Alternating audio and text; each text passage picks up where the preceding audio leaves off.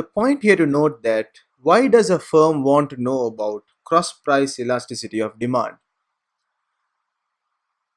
Knowing the cross-price elasticity of demand of its own and other related products enables the firms to map out its market. Mapping allows a firm to calculate how many rivals it has and how close they are. It also allows the firms to measure how important its complementary products are to its own products. So it will give them the overall idea of mapping out their market. And number two is that the knowledge allows the firms to develop strategies to reduce its exposure to the risks associated with price changes by other firms, such as a rise in the price of a complement or a fall in the price of a substitute. They would be able to make the adjustments accordingly.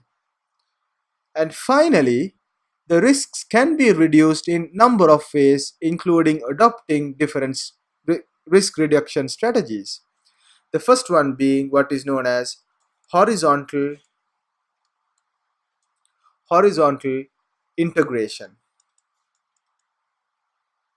Horizontal integration is that two firms of the same level, meaning they are rivals to each other, they are merging together and become big giants. Normally, this would happen in banks where two banks are not doing well, they would merge together.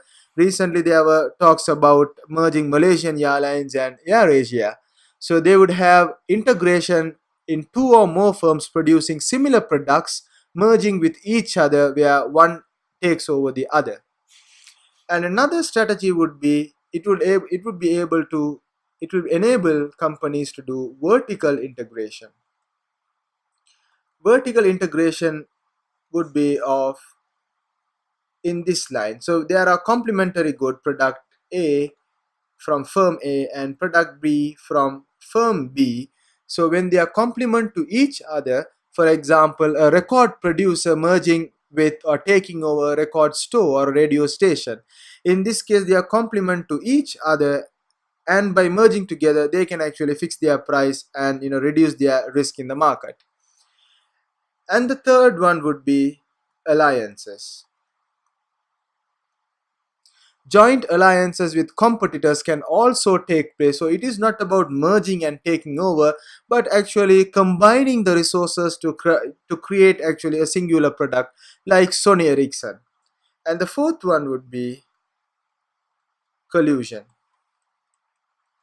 Collusion is also a possibility. For example, firms may enter into price fixing agreements so that they can avoid having to fight a price war.